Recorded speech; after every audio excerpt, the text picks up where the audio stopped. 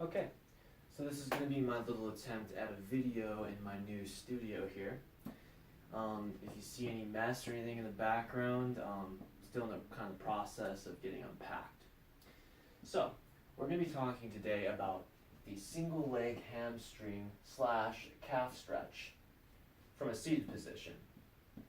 So there's a few reasons why I really like this stretch, this particular variation, and what's interesting is that the pros and the cons of this stretch are kind of the same thing. So the thing that this stretch has going for it is also the thing that it has going against it. Let me explain. From this particular position I'm going to show you, you're primarily going to be stretching your hamstrings, that's on the back of the legs, and the calf, such as the gastrocnemius and the soleus. I'll be right back here. But it's also going to be stretching your hips, primarily your internal rotators, because the opposite leg is going to be turned out like so, which is going to be stretching the hip. You can also get an awesome oblique stretch when you're doing this particular exercise. So that's a real benefit. You're going to stretch your hip, your obliques, as well as your hamstrings and your calves. So why is that a problem? Well, if you are attempting to stretch your hamstrings or your calves, but your hips are so tight and your obliques are so tight that you can't even get to the hamstring or the calf, that can be a problem. Now, yes, you do, in that situation, also need to stretch your hips and your obliques.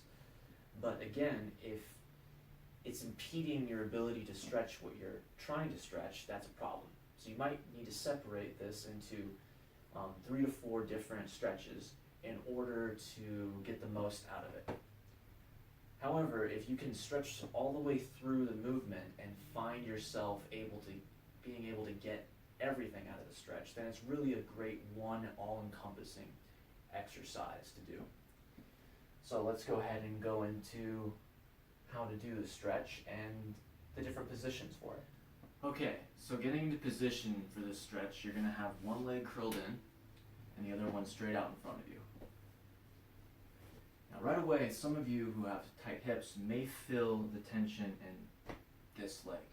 You may feel like it wants to come up a little bit, and you can reposition this leg however you see fit to try to take some of the emphasis off of this opposite leg, because this is the leg we're primarily focusing on for the purpose of this video.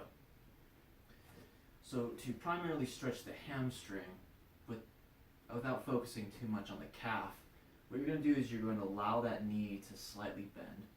You're not going to be very strict about keeping the back of the knee into the floor.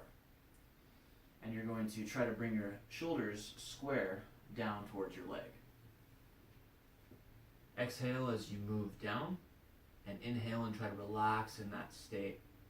Every time you exhale, try to move down a little bit more if you can. Okay, and so what some of you may notice, as I touched on at the beginning of this video, is that the hip or the obliques may be so tight that they're keeping you from even stretching forward. Okay, so that's where you need to take into consideration that there may be another stretch that works on those things separately that would be better for you.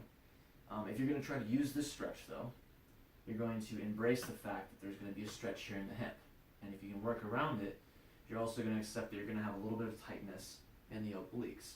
And how you work on emphasizing the obliques and trying to stretch them out is you actually allow this opposite arm to come behind the neck or in front of you, depending on where your flexibility is at, and leaning into it.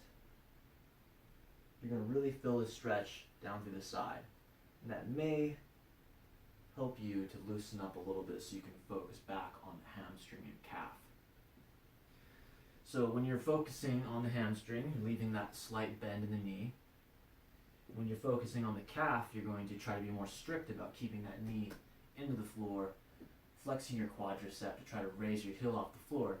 And what you want to do is, if you can reach to the ball of the foot or the toes, you're going to, after going forward and stretching from that position, you're going to allow yourself to come back up. You can frame with the other hand and gently raising the heel off of the ground. So again, if you're really feeling this oblique stretch, especially as you go square to your foot, embrace it, feel it. Your hamstrings and calves might not be doing too bad. It's maybe right here that's really going to get a lot of benefit from the stretch.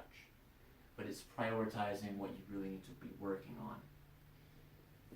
As for the tightness in this other hip, a good way to attack that one at a time, there's various hip stretches that I'll be showing you. The very basic one is the butterfly, but we won't quite get into that yet. So there's your single hamstring calf stretch from a seated position. Let me know if you have any questions, and if this stretch is a little bit too much for you, let me know and we'll get you something that is a little bit more specific to what you need.